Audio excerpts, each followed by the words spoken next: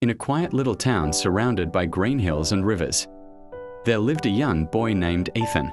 He wasn't rich, nor did he have fancy clothes, but he had something rare, a kind heart. Every morning, Ethan would help his old neighbor, Mrs. Green, carry her groceries home from the market. Most people in town walked past her without even noticing, but Ethan always stopped to lend a hand. "Thank you, dear," she would say every time, smiling with watery eyes.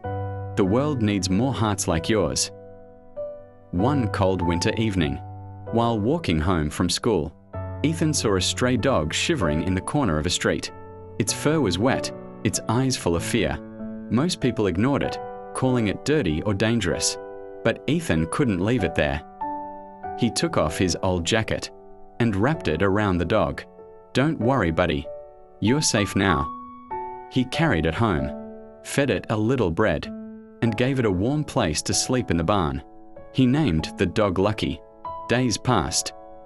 Ethan's parents were struggling financially. His father had lost his job, and the family barely had enough to buy food. But Ethan never complained.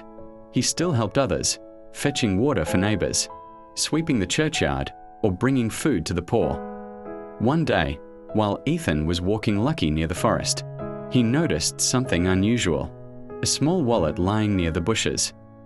Inside, it was a large amount of money and a business card. He could have kept it. His family really needed it, but his heart didn't allow him.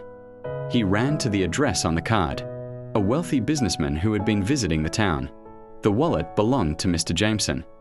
Ethan knocked on the man's door and handed it over. Mr. Jameson was shocked. "Boy, do you know what you've done? There's $1,000 in here." Ethan smiled shyly. "It's yours, sir. I just found it." The old man's eyes softened. "Why didn't you keep it? You could have used this money." Ethan replied gently, "My parents taught me that honesty and kindness never fail." Mr. Jameson was so impressed that he asked Ethan and his parents to visit him the next day. When they came, he offered Ethan's father a job in his company and a scholarship for Ethan so he could study for free. Ethan's family's life changed forever. The small acts of kindness that once seemed so simple had brought blessings greater than they ever imagined. Years later, Ethan grew up to become a doctor.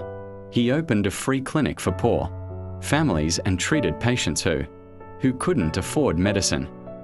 On the clinic wall, he had written his favorite quote: "Kindness never fails. It always finds its way back to you." And in front of the clinic, Lucky, now old and slow, lay peacefully by the door, wagging his tail every time a new patient arrived. Ethan would smile and whisper, "See, Lucky, a little kindness can truly change the world."